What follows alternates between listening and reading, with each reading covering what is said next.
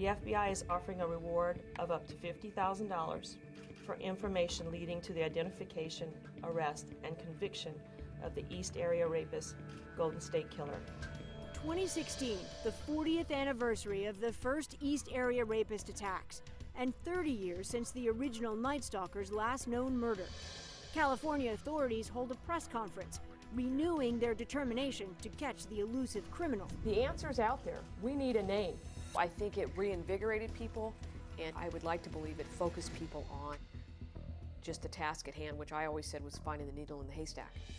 Interest in the case was further stoked by Michelle McNamara, who coined the name Golden State Killer. I'll Be Gone in the Dark, her book about the case published posthumously in 2018, became a bestseller. The book brought a lot more attention on the Golden State Killer case, and we saw an uptick in the number of tips that came in. DNA technology had been used to connect the crimes of the original Night Stalker and the East Area rapist. But the suspect's DNA had yet to garner a single hit on a wide range of criminal databases. At this point, Paul, you had been working on this case for over 20 years. Yeah. Why did it matter so much? Why did you stick with it? You know, it's something that it built over time. You get so invested, and you start talking to the victims, and you start to see their perspective. In 2017, Detective Holes heard of a new way to use an offender's DNA, rarely tried in a criminal investigation before. It involved uploading a DNA profile to a genealogy website and searching for anyone genetically related to the offender. In January of 2018, Holes uploaded the Golden State Killer's profile to gedmatch.com.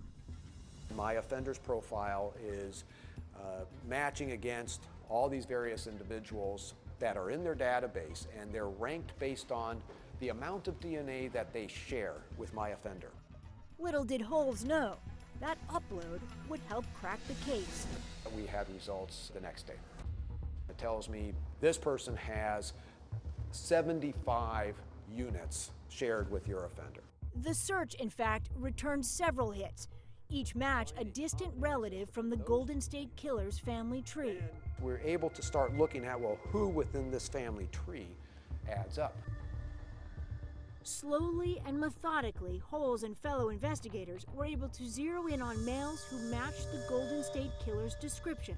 How long was that list once you whittled it down? We had approximately 5 males that we started to take a look at a little bit more closely. What followed was 4 months of old-fashioned, round-the-clock detective work, looking into the backgrounds of each individual. By April of 2018, one of the men from the family tree stood out. He had been engaged to a woman named Bonnie. Bonnie, you may recall, was a name once spoken by the Golden State Killer. A victim had told police the killer had cried, "I hate you, Bonnie," while sexually assaulting her. We found that he had been engaged to Bonnie. We could not find any marriage records, and so we thought, well, it looks like that was a relationship that went sideways. That kind of fit with the why our offender might have angst against a Bonnie. Further digging into his past revealed the man had been a police officer in Auburn during the East Area rapes. His name? Joseph DeAngelo. In April, the FBI and Sacramento Sheriff's Office coordinated a surveillance team to get a hold of DeAngelo's DNA. An initial sample was collected from a door handle. According to authorities, that sample was a match with the Golden State Killer's DNA.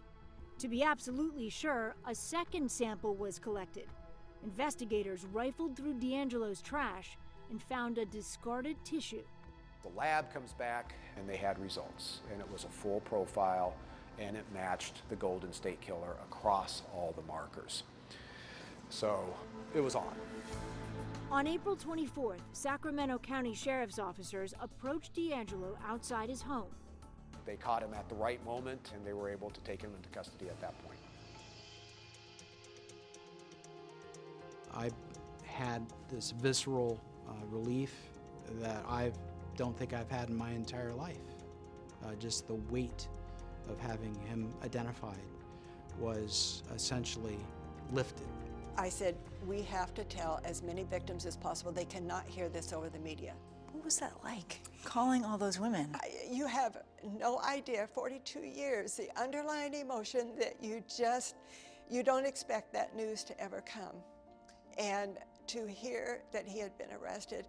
And the next phone call that I made, crying and crying, the release of the emotion of 42 years of not knowing who this horrible, horrible man was, and knowing he's finally identified and in jail and they're safe. And I saw the picture of him and I thought, oh my gosh, that's him. That is the same guy. I had one couple, the male victim, thanking me for the continued pursuit of the case. Then you can hear his voice, you know, the emotions at the end.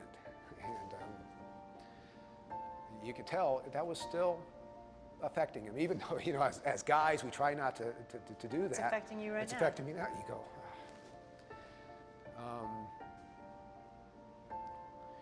You know, but you hear the gratitude in that emotion.